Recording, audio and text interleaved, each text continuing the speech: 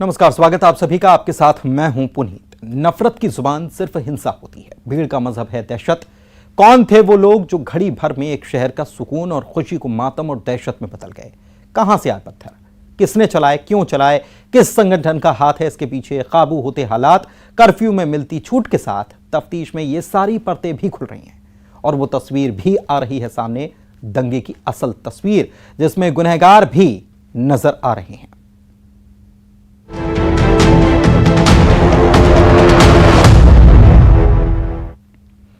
तो शिवम जैसे वो बेगुनाह भी, जिन्हें मालूम ही नहीं कि किस सजा में उन पर तलवार, गोली और पत्थर एक साथ चला दिए गए। जिंदगी और मौत के बीच झूल रहे वेंटिलेटर पर पड़े शिवम का गुनाह क्या था? क्या मंदिर जाने का गुनाह उससे हो गया, या उस वक्त मंदिर से बाहर आना अपराध हो गया जब दंगाई उसके इलाके में दहशत फैला रहे थे? देखिए रिपोर्ट।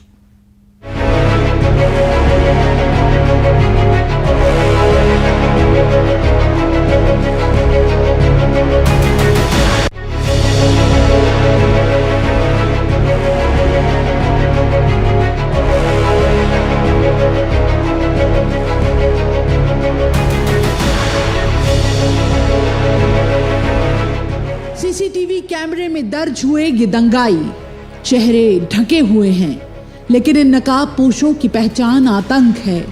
नाम कोई भी हो सकता है।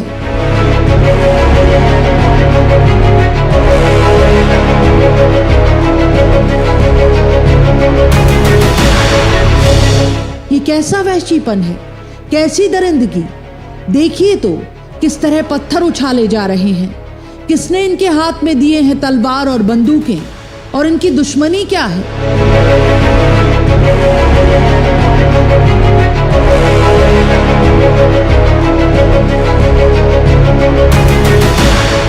तस्वीरों में ये आग और दंगे के बाद कि टूटे मकान, खाली गलियां, वो दर्द भी यहां दर्ज है। 16 साल का शिवम जी गया तो किससे पूछेगा कि उसका गुनाह क्या था? वो किसी दुर्घटना का भी शिकार नहीं, हिंसा का शिकार हुआ है भगवान के घर से लौटते हुए। हम आरती में थे, आरती से बाहर देखने क्या इतनी देर में से उधर से पथराव चला रहे थे और तलवारें लेके आए थे। हम देख रहे थे, इतनी देर में बड़ी गन लेके और फायरिंग चालू करी थी उन्होंने। और उसी दौरान हम शिवम को ले जाने लगे हॉस्पिटल। जब भी हमारे पीछे लोगों ने तलवार लेके दौड़े थे तो हम उसको फटाफट हॉस्पिटल ले जाए गए। तभी भी शिवम मतलब झटपट रहा था बहुत, मतलब इसे गोली तक से लगी है सब, मतलब बहुत झटपट रहा था। हॉस्पिटल ले गए, यहाँ सिर में लगी है। अच्छा, तलवार में? हाँ नहीं, सिर में गोली लगी है मतलब। हाँ, आप क्या चाह रहे हैं? जी हम चाह रहे हैं कि कुछ नहीं, न्याय मिले थोड़ा सा, और कार्रवाई वगैरह हो। जो पीड़ित है और जो दंगाई है उनके खिलाफ जो अपराधी हैं। क्या हुआ था उस दिन?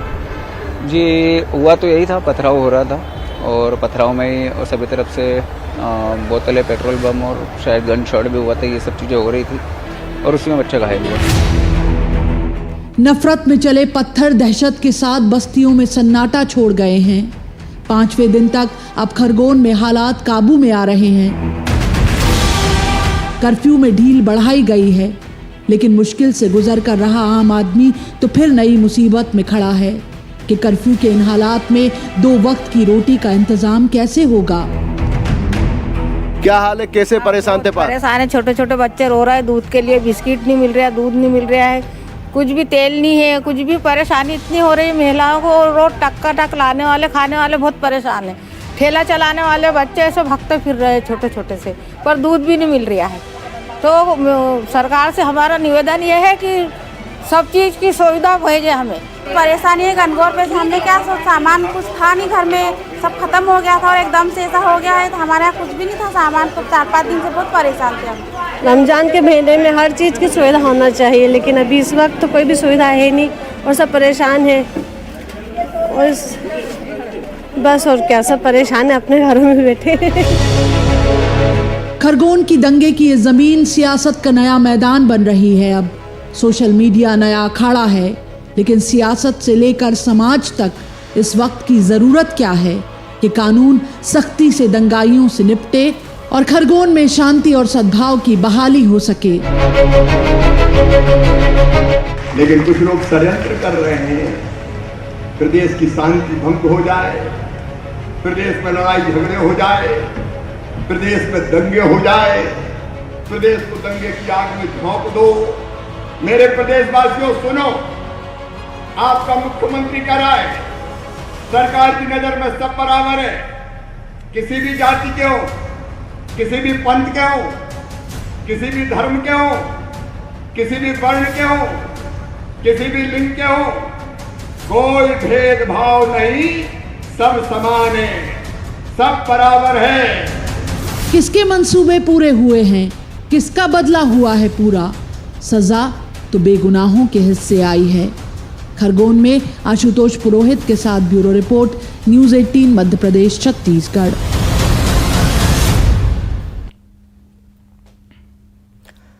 बीजेपी के प्रदेश अध्यक्ष वीडी शर्मा ने खरगोन दंगे को लेकर बड़ा बयान दिया। न्यूज़ 18 से खास बातचीत में उन्होंने आशंका जताई कि इस घटना के तार पीपुल फ्रंट ऑफ इंडिया से जुड़े हो सकते हैं। पीएफआई इस तरह के हिंसा के लिए फंडिंग करती है। उधर इस बयान के बाद कांग्रेस का सवाल यह है कि पीएफआई की फंडिंग कैसे हो गई, आखिर इंटेलिजेंस कर क्या रहा था।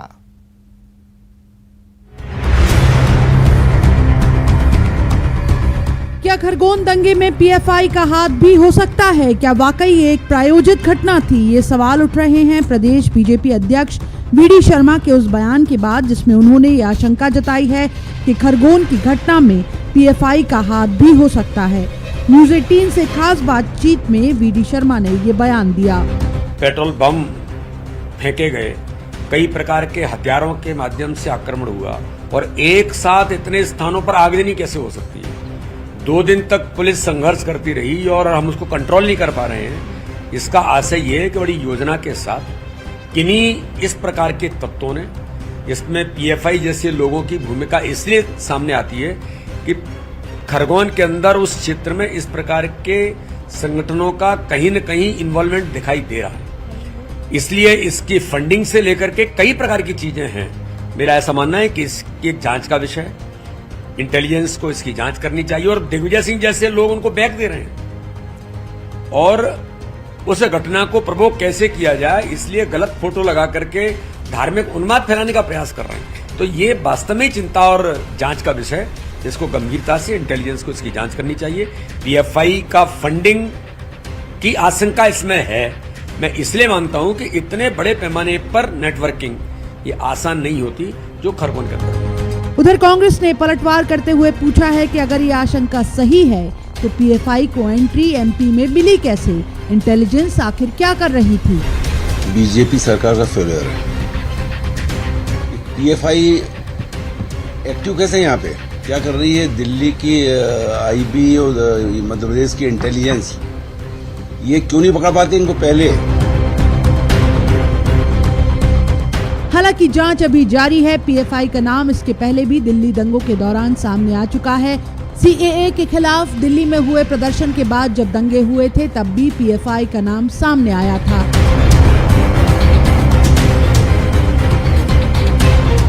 सवाल ये है कि क्या वाकई एमपी में भी पीएफआई अपना नेटवर्क बना चुका है और खरगोन में जो हुआ क्या वो सब प्रायोजित था? भोपाल में रंजना दुबे के साथ bureau report, news 18 Madhya Pradesh Chhattisgarh. तो सवाल कई सारे उठ रहे हैं और इन सवालों का जवाब जानने के लिए हमारे साथ इस मुद्दे पर चर्चा करने के लिए मेहमान जुड़ चुके हैं। पंकज चतुर्वेदी प्रवक्ता हैं बीजेपी के। पंकज जी स्वागत आपका। स्वदेश शर्मा आप प्रवक्ता हैं कांग्रेस से। स्वदेश जी आपका भी स्वागत। साथ ही में हमारे 2 सहयोगी जुड़े हुए हैं। आशुतोष पुरोहित खरगोन से लाइव जुड़े हुए हैं और साथ ही विकास सिंह चौहान इंदौर से जुड़े हुए हैं। सबसे पहले मैं आप ही के पास आता हूं पंकज जी, और ये सवाल उठा दिया है बीजेपी के प्रदेश अध्यक्ष वीडी शर्मा साहब ने कि पीएफआई से इसके तार जुड़े हुए हो सकते हैं। क्यों लग रहा है ऐसा? क्या कुछ चीजें सामने आई हैं? देखिए पुनीत जी, जिस प्रकार के ऑर्गेनाइज्ड वे में योजनाबद्ध रूप से ये दंगा खरगोन का हुआ है, उस दंगे में जिस प्रकार की दंगे के पहले की स्थिति, दंगे के बाद की परिस्थिति जो नजर आ रही है। आज भी एक वीडियो वायरल है जहां युवक कह रहा है कि हमसे टकराओगे या देखो हमारा किस प्रकार का जलवा है, इतना तुम्हारे लिए काफी है। और जो ये पॉपुलर फ्रंट ऑफ इंडिया है, ये बहुत एक्सट्रीमिस्ट संगठन है, चरमपंथी संगठन है और इसलिए ये गंभीर विषय है कि आपको याद हो कर्नाटक के हिजाब में इसका संगठन का बहुत बड़ा रोल था हिजाब के मामले में। और उसी हिजाब के मामले में टिप्पणी किसकी आई थी पुनीत जी, यदि आपके स्मरण हो तो आयमान अल जवारी जो अल कायदा संगठन का प्रमुख है। वो व्यक्ति जो अल कायदा जैसे आतंकी संगठन का प्रमुख है, वो भारत के कर्नाटक राज्य के एक छोटे से शहर के हिजाब के विषय को, जिसमें न्यायालय का फैसला आ चुका है, यदि उसके पक्ष में बातचीत करे, उसके समर्थन में बातचीत करे और उन लोगों की प्रशंसा करे कि जो हिजाब को लेकर मूवमेंट कर रहे थे, तो समझ में आता है कि पॉपुलर फ्रंट ऑफ इंडिया, जिसको पीएफआई कहा जाता है, जिसका जो स्टूडेंट विंग है कैंपस फ्रंट ऑफ इंडिया, उनकी क्या स्थिति है। और मध्य प्रदेश में सरकार के प्रयासों से सिमी के नेटवर्क को खत्म किया है, नक्सली नेटवर्क को खत्म किया है, और अभी हाल में मध्य प्रदेश से बांग्लादेश के जो अल मुजाहिदीन आतंकवादी ग्रुप है, उसके आतंकी पकड़े गए हैं। रतलाम से एक नया ग्रुप है अल सूफा, उसके लोगों को पकड़ा गया जो राजस्थान तक काम कर रहे थे। तो ये सब शक्तियां मिलकर एक प्रयास करें कि मध्य प्रदेश में अलग अलग नाम से मध्य प्रदेश को जो शांति का गढ़ है, वह आतंक के रूप में उसको परिभाषित करने का प्रयास किया जाए। तो ये सारे बिंदु आप जो बिंदु गिना रहे हैं उन पर भी हम चर्चा करने वाले हैं। हमारे साथ हमारे सहयोगी आशुतोष पुरोहित जुड़े हुए खरगोन से, और उनके साथ कुछ लोग भी मौजूद हैं, और वहाँ क्या परिस्थिति है आज के दिन, जो छूट मिली उसके बाद कितनी राहत लोगों को मिली, और उस दिन जो हुआ था क्या उन बातों को लोग भुला पाने की स्थिति में हैं, जानते हैं आशुतोष से। आशुतोष,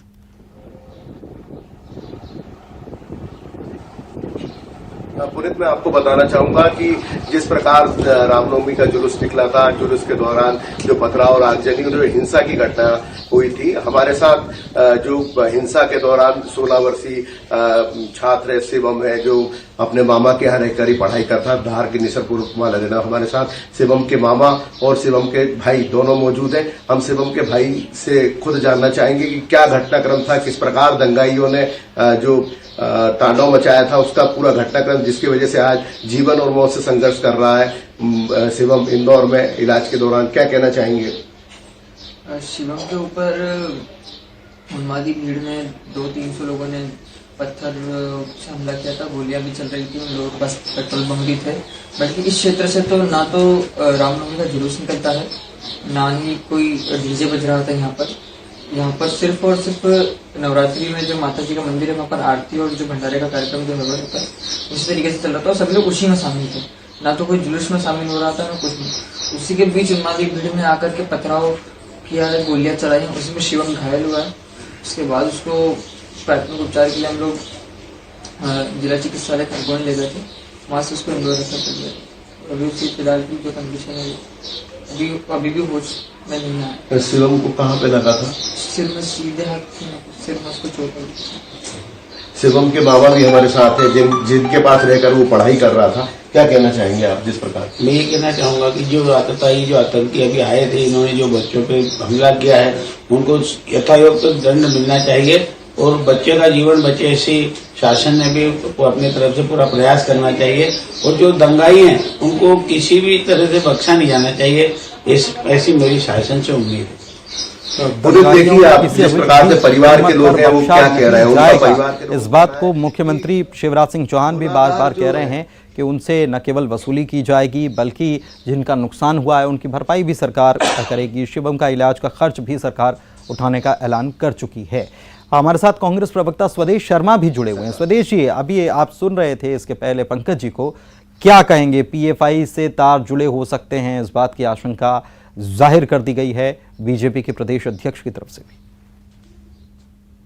देखिए, बीजेपी के प्रदेश अध्यक्ष हो या प्रवक्ता भाजपा के हो या प्रवक्ता कांग्रेस के हो, आशंका कोई भी व्यक्त कर सकता है, भारत के नागरिक है। लेकिन हम ये समझते हैं कि अगर हकीकत क्या है, इसकी जांच उच्च स्तरीय होनी चाहिए। क्यों होनी चाहिए? क्योंकि मध्य प्रदेश में खरगोन बहुत दिनों से संवेदनशील रहा है।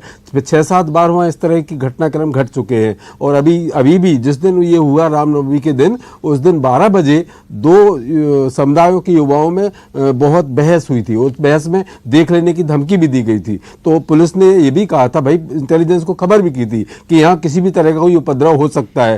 तो ये बताइए कि वहाँ की स्थानीय पुलिस 20-25 जवान संघर्ष कैसे कर पाते? पुलिस को चाहिए था कि इंटेलिजेंस को तुरंत सक्रिय करते और पुलिस का भारी बल वहाँ इकट्ठा करते, क्योंकि ये जिस तरह का दुर्घटना हुई है, जिस तरह की ये घटना घटी है, ये साधारण नहीं है। मध्य प्रदेश शांति का टापू है, यहाँ इस तरह के उपद्रव के लिए कोई गुंजाइश नहीं है। किसी भी धर्म का, किसी भी जात का, किसी भी धर्म का, किसी भी जाति का, किसी भी दल का, कितना भी पावरफुल व्यक्ति हो, अगर इस तरह के दंगे करता है तो मैं व्यक्तिगत रूप से और कांग्रेस की ओर से मैं ये निवेदन करता हूं सरकार से कि उसको कड़ी से कड़ी सजा देकर के फांसी में लटका दिया जाए। लेकिन एक बात जरूर ध्यान रखें, जिस तरह से ये वीडियो वाली बात हुई है, माननीय दिग्विजय सिंह जी का वीडियो था जो उन्होंने ट्वीट कर दिया था वो भारत का ही, लेकिन खरगोन का नहीं था, उन्होंने डिलीट कर दिया उसको, बात वहां समाप्त हो गई। लेकिन अब कैलाश विजयवर्गीय साहब ने किसी दूसरी जगह का वीडियो खरगोन का कह के इसमें डाल दिया। आप देख सकते हैं ये वीडियो, ये खरगोन का नहीं है। मतलब इस तरह का माहौल खराब करे जाने के लिए भारतीय जनता पार्टी के प्रवक्ता हो, नेता हो, मंत्री हो, मुख्यमंत्री हो, इसका आनंद न लें, इसको फैलाने की कोशिश न करें, लोगों की भावनाएं भड़काने की कोशिश न करें। ये करें तो खरगोन में और पूरे प्रदेश में अमन चैन की बात करें, अमन चैन की व्यवस्था बनाएं, क्योंकि लाइन ऑफ ऑर्डर पूरी तौर पर फैल है। पंकज जी स्वदेश जी को आप सुन रहे होंगे, वो कह रहे हैं कि फिर से एक दिग्विजय सिंह ने पहले किया था और उसके बाद अब कैलाश विजयवर्गीय ने वो जो ट्वीट किया है वो वीडियो है ही नहीं वहां का। दोनों बातों में अंतर है। कांग्रेस कैसे कह रही कि वहां का नहीं है?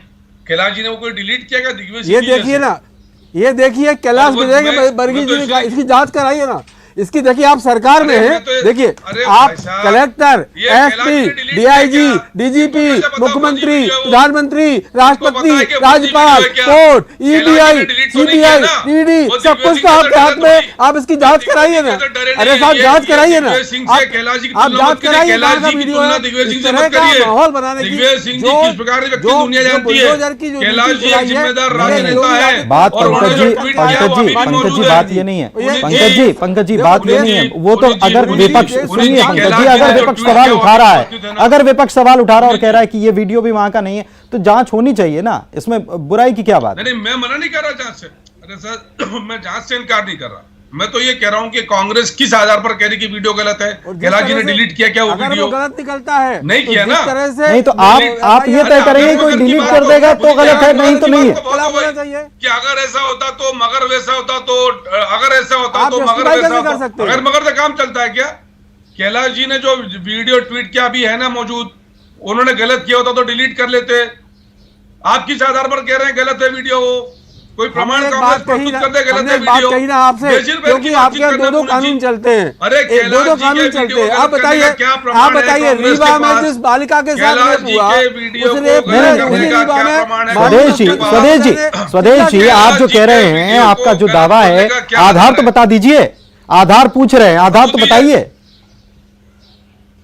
आधार यही है कि उसके जो पीछे बोर्ड दिखाई दे रहे हैं उसमें कहीं खरगोन नहीं लिखा है। इसकी फॉरेंसिक जांच होनी चाहिए। और जांच सवाल आप पर इसलिए खड़े होते हैं, आप एफआईआर नहीं करेंगे कैलाश विजयवर्गीय पर, क्योंकि आपने पत्थर फेंकने वाली उमा भारती जी पर कोई कार्रवाई नहीं की। आपने रीवा में माननीय मुख्यमंत्री महोदय ने घोषणा की थी मंच से कि इस बालिका के साथ जो कुटक हुआ है, इसको जो रेस्ट हाउस में जिसने भी कमरा गिराया होगा, ये आरोप प्रत्यारोप का दौर तो चलता रहेगा। अरुण हमारे संवाददाता इंदौर से जुड़े हुए हैं, अरुण से जान लेते हैं फिलहाल उस बच्चे की स्थिति क्या है, उस शिवम की स्थिति क्या है जो इस दंगाइयों के हमले में जख्मी हुआ था और जिंदगी और मौत के बीच वो झूल रहा है। क्या स्थिति है, क्या परिवार के लोग चाहते हैं? सीधे अरुण के पास चलते हैं। अरुण,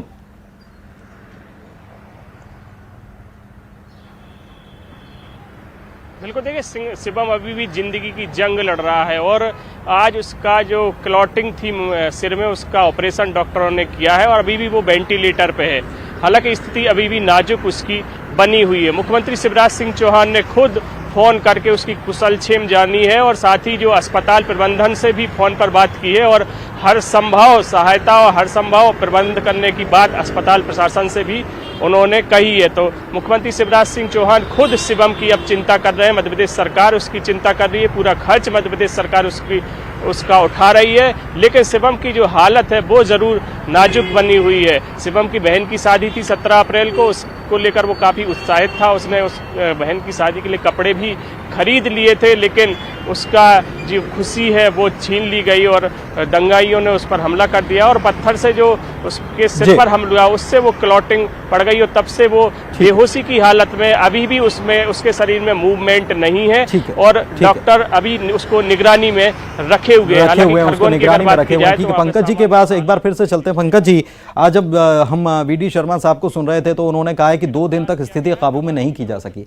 हमने जब दूसरे दिन घटना पर बात की थी आपसे तो आपकी तरफ से ये दावा किया गया था कि हमारे इंटेलिजेंस इतना मजबूत था कि हमने उसे तुरंत काबू में कर लिया। तो कौन सी बात सही है, और अगर मजबूत था तो ये घटनाएं हो क्यों गई? नहीं, देखिए, छुटपुट यदि कोई घटना चलती है तो वो तो सबके सामने है, लेकिन जिस व्यापक पैमाने पर पहले दिन घटनाक्रम हुआ था कि गोली से, बंदूक से, तलवार से, पेट्रोल बम से, पत्थर से, सबसे हमला किया योजनाबद्ध रूप से रामनवमी के जुलूस पर, वैसा तो दोबारा नहीं हुआ ना। और आज स्थिति नियंत्रण में है। जिस मामले में पुलिस का कप्तान बात यह है पंकज जी कि जब पीएफआई का नाम आता है, बात यह है, सवाल यह मेरा कि पीएफआई का नाम जब ले लेते हैं वीडी शर्मा, या इतनी तैयारी और इतनी सब बात आप जो कह रहे हैं इसकी भनक क्यों नहीं लगती? रामनवमी जैसा पर्व जब आता है तो स्वाभाविक है कि इंटेलिजेंस को और मजबूत करना चाहिए और इनपुट्स लेना चाहिए और चीजें क्या हो सकती हैं इसके बारे में तैयारी करना चाहिए। क्यों नहीं दिखी? पुनीत जी, मैंने आपको प्रमाण गिनाए कि इसी मध्य प्रदेश में इसी पुलिस, इसी इंटेलिजेंस ने सिमी का नेटवर्क खत्म किया, भोपाल से नक्सली का, लेकिन इसी मध्य प्रदेश में ये हो गया ना। अरे सर सुन तो लीजिए सर, अभी बांग्लादेशी आतंकवादी यहाँ से पकड़े, रतलाम से वो आतंकवादी पकड़े जो राजस्थान से काम करते, कौन पकड़ रहा है? कांग्रेस पकड़ रही है, यही इंटेलिजेंस, यही पुलिस पकड़ रही है। और खरगोन में भी तो राजस्थान से भी आपको इनपुट मिला था ना? नहीं होने दिया जी, राजस्थान से इनपुट नहीं मिला था रतलाम के आतंकियों का? इतना बड़ा कांड हो जाए। अरे हमने पकड़ा है सर, राजस्थान क्या इनपुट देगा? हमने पकड़ा है, बांग्लादेशी भोपाल से पकड़े, राजस्थान का इनपुट था क्या? पुलिस का ही काम था ना। मैं पुलिस का प्रवक्ता नहीं कि आपने पहले पकड़ लिया उसको, लेकिन इतनी बड़ी घटना घट गई। लेकिन पंकज जी इतना जवाब दे दीजिए बस मुझे आखिर, क्योंकि देखिए वाइंड अप का टाइम हो रहा है, मुझे इतना जवाब दे दीजिए कि इंटेलिजेंस का फेल्यूर है कि नहीं, ये पहले होना चाहिए कि नहीं पता कि क्या तैयारी हो रही थी? दंगाई अगर सक्रिय हैं तो तैयारी का पता होना चाहिए कि नहीं सरकार को? इंटेलिजेंस की सफलता है, यदि इंटेलिजेंस फेलियर होता तो स्थिति और भयावह होती। पूरे मध्य प्रदेश में दंगा फैल जाता। जी लास्ट 30 सेकंड आपके पास। की पुलिस की सफलता है और हमने मध्य प्रदेश 30 सेकंड आपके पास शांति के क्षेत्र में ले लिया है। भारतीय जनता पार्टी के बहुत सारे प्रवक्ताओं ने मेरे साथ डिबेट में स्वीकार किया है कि इंटेलिजेंस का फेल्यूर है और इस पर हमारी सरकार अब नियंत्रण करने की कोशिश कर रही है। इस तरह के प्रवक्ताओं के बयान मेरे साथ डिबेट में रहे हैं। अब ये पता नहीं पंकज जी क्यों नहीं मान रहे इस बात को, इनका फेल्यूर है। अगर नहीं होता तो इतनी बड़ी घटना खरगोन में नहीं हो सकती। खरगोन वैसे भी संवेदनशील शहर के रूप में जाना जाता है। बिल्कुल, और इतना बड़ा पर्व जब सामने हो और कई सारे पर्व लगातार हों तो इंटेलिजेंस को और सक्रिय होने की जरूरत है। बहुत बहुत शुक्रिया आप सभी का हमारे साथ जुड़ने के लिए। तो खरगोन की स्थिति क्या है, आज सब कुछ शांति शांति जरूर है, आज 2 घंटे की छूट भी दी गई, लेकिन इस बीच जो दर्द लोगों को मिला है वो तो शायद वो भुला नहीं पाएंगे। फिलहाल इस प्रस्तुति में इतना ही। नमस्कार।